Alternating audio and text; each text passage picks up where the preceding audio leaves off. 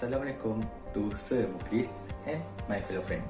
Today, our presentation will talk about the Accounting and Auditing Organization for Islamic Financial Institution, or as we know as Aaoifi.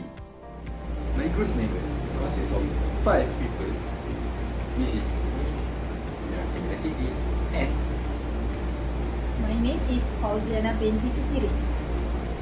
Hi, my name is Aaoifi binti Mathilman. Hi, my name is Siti Ismajura binti Haji Muhammad Yasin. And hi, I'm Siti Nolena binti Razif.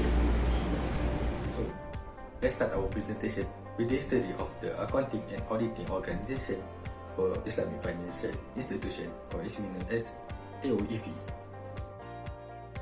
They are established in 1991 in Bahrain, an international non-profit organization primarily responsible for the development and issuance of standards for the global Islamic finance industry. It has issued a total of 100 standards in the area of Sharia, accounting, auditing, ethics and governance for the international Islamic finance. It is also supported by a number of institutional members, including central bank and regulatory authorities, financial institutions, accounting and auditing firms, and also legal firms from all over 45 countries. This standard is currently followed by all the leading Islamic financial institutions across the world and have introduced the progressive degree of harmonization of international Islamic finance practice. For the next slide, I will hand over to my group members, Fairuz Auni. You may start. Thank you, Amirul, on the explanation of the history of accounting and auditing of Islamic financial institution. Next, I will explain about the objective of accounting and auditing of Islamic financial institutions. For the first objective of accounting and auditing of Islamic financial institution is to develop accounting, auditing, governance, and ethical thought relating to the activities of Islamic financial institution, taking into consideration the international standards and practices which comply with Islamic Sharia rules. Second objective is to disseminate the accounting, auditing, governance, and ethical thought relating to the activities of Islamic financial institution and its application through training seminars, publication of periodical newsletters, preparation of reports, research, and through other. For the third objective is to achieve conformity or similarity to the extent possible in concept and application among the Sharia supervisory boards of Islamic financial institutions to avoid contradiction and inconsistency between the fatwas and the application by these institutions, with a view to activate the role of the Sharia supervisory boards of Islamic financial institutions and central banks through the preparation, issuance, and interpretation of Sharia standard and Sharia rules for investment, financing, and insurance. For the fourth objective is to approach the concerned regulatory bodies, Islamic financial institutions, other financial institutions that offer Islamic financial services and accounting, and also auditing firms in order to implement the standard as well as the statements and guidelines that are published by the accounting and auditing of Islamic financial institutions. Fifth objective is to offer educational and training program, including professional development programs on accounting, auditing, ethics, governance, Sharia, and other related areas, so as to promote knowledge on and to encourage greater professionalism in Islamic banking and finance.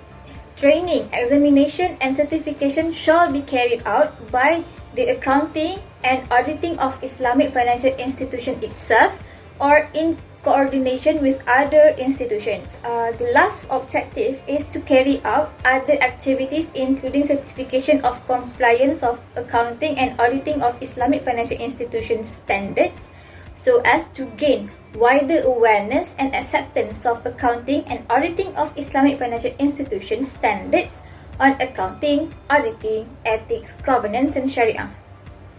Accounting and auditing of Islamic financial institutions carries out this objective in accordance with the precepts of Islamic Sharia, which represent a comprehensive system for all aspects of life in conformity with the environment in which Islamic financial institutions have developed.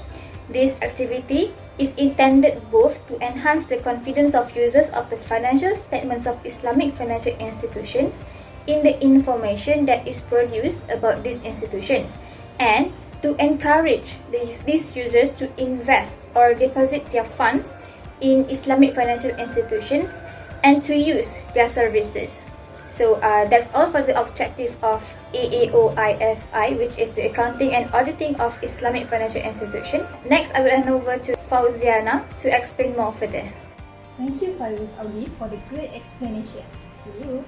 So, for the roles and responsibility towards the IFI, which is Islamic financial institution.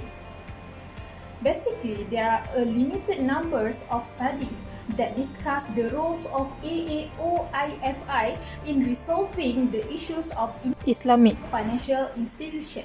Therefore, there are some roles and responsibility of Aaoifi in resolving the Islamic accounting issue, focusing on zakat and riba. For the zakat, several Islamic scholars believe that zakat plays an important role in terms of economic, moral, and social well-being of a society. Mostly in the Islamic country that was growing with the concept of zakat, Islamic financial institutions are responsible to meet the demand of the stakeholder regarding the issue of zakat.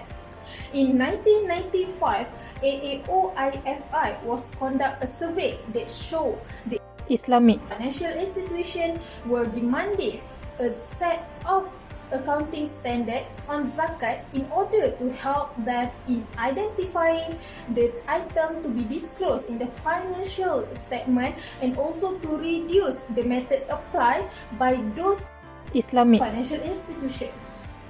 Based on Islamic requirement by Islamic financial institution, the payment of zakat and prohibition against involvement in riba are important. For your information, the issues of zakat have been long discussed by the jurists and some problems have even been resolved. It also includes on the percentage of zakat, the requirement of Islamic companies such as Islamic financial institution in order to pay the zakat, the condition that required the payment of the zakat, and the basis of asset valuation for the purpose of zakat. Alright, since scholar was provide the guideline on zakat, Islamic financial institution maybe do not face many problems in fulfilling their responsibility to pay zakat. Moving forward for the riba, some issues on the interest and riba are also not resolved yet. The Islamic financial institution might need to decide what kind of transaction that involve interest are acceptable. Based on the current development of interest, it is expected that some service provided by Islamic financial institution might not be acceptable to other institutions. However, it is expected that the Islamic financial institution would be honest in disclosing their business activity in the financial statement, especially for activity that are considered as haram. Alright. If the management of the Islamic financial institution make a full set of disclosure, the client and the general public may be able in order to evaluate the performance of the banks and decide whether the money invested is managed according to the Sharia requirement or not. That's all from me. I will hand over the presentation to the Miss Siti Yusmaizura for explanation of adoption in Aaoifi. Thank you. Thank you, Fauziana, for the great explanations. Now, we move forward to adoption of Aaoifi.